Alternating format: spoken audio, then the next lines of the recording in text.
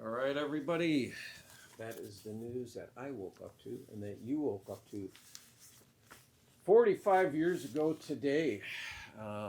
Odds are, if you're like most people in the U.S. and Canada, you may have been watching Monday Night Football and found out that evening before when Howard Cosell broke into the game and said that John Lennon had been shot and killed with the rather shocking and startling news. And for those of you who are not old enough, you've probably seen the clips and everything, and you feel almost like it happened during your lifetime.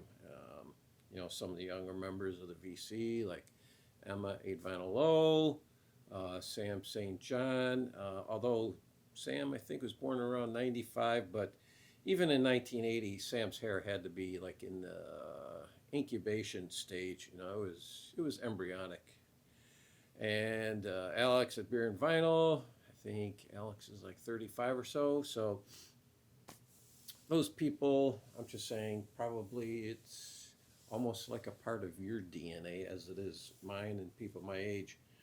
So I discovered this in a plastic bin in my crawl space.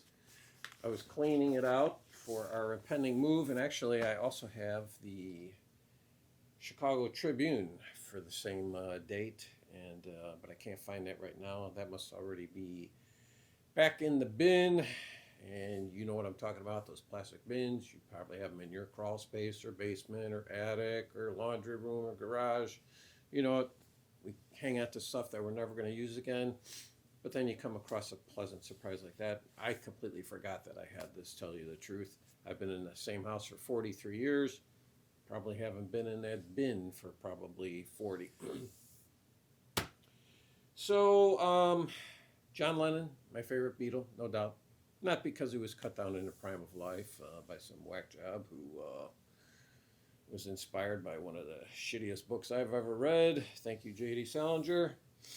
I just always liked John's voice more. To me, much more versatile than Paul's. And, not that Paul can't sing.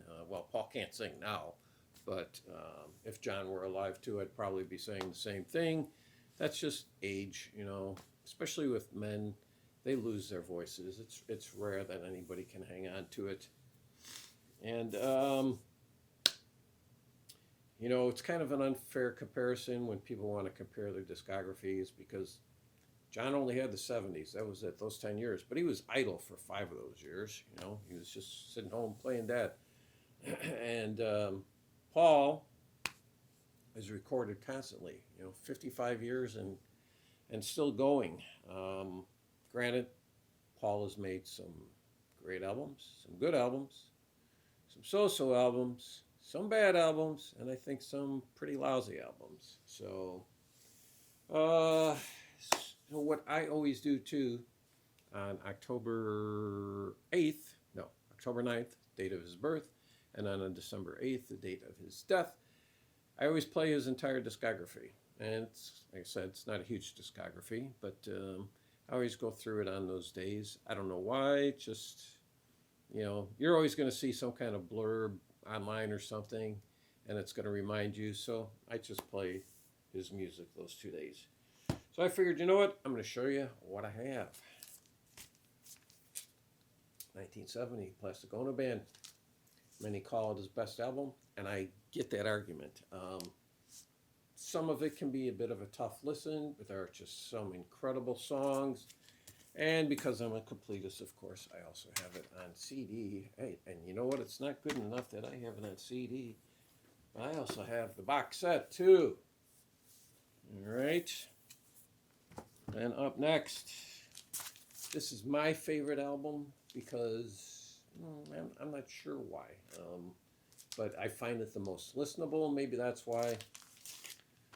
So imagine 1971, and of course, I have the CD.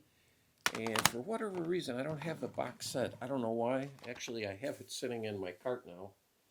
So then, 1972, we get Mind Games. A lot of people kind of, they're not wild about this album, but there's a lot of songs on this album I like. So of course I have the CD, and you know what? I also have the box set of this too. What a sick man I am. And we have, what, 74 Walls and Bridges.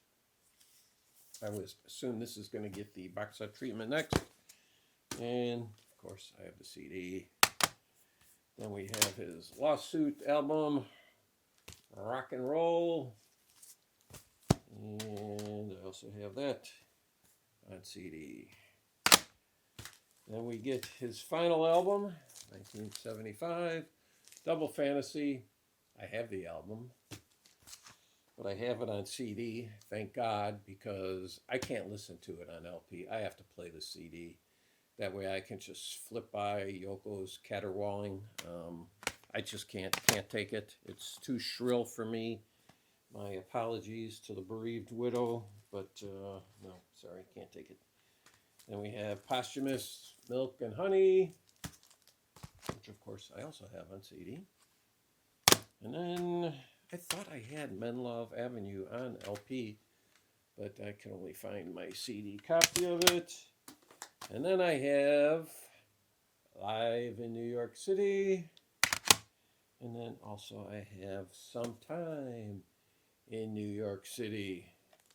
Oh, and I forgot the first box set of his that I got.